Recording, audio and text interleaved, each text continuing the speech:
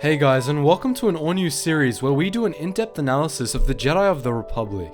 We will answer questions such as what their rank was, what role they played, how they treated their men, how they viewed the war, what abilities they excelled at, and if they survived Order 66. In saying this, in today's video we will be discussing one of the only Jedi who would go out of his way not only to encourage his clones, but also put their lives above the mission. Born on the planet Doran and a native of the Keldor species, Kun needed a breathing mask when he left the planet's atmosphere, as the breathing atmosphere on Doran contained little oxygen.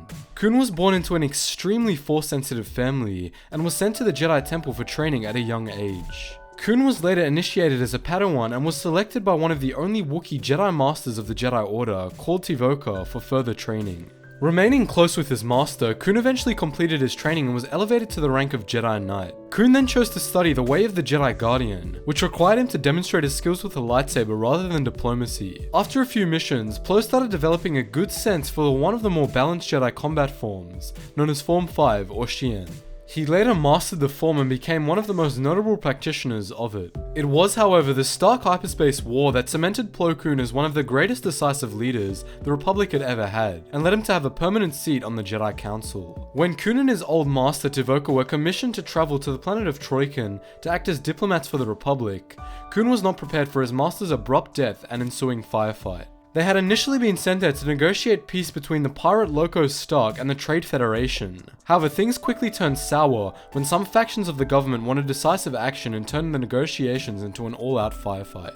Plo Koon's master, Tivoca, was killed by crossfire early on in the battle, and Plo, in response to his master's death, rallied all Republic forces and led a miraculous victory in the ensuing conflict, leading him to be praised as a hero to the Republic and gaining a permanent seat on the Jedi High Council. After the battle, a soldier who Plo had befriended during the fight commented on his bravery and humility whilst facing extreme adversity. Plo Koon went on to perform many acts of heroism for the Republic and was made a general, being put in charge of the 104th Battalion, more commonly known as the Wolf Pack.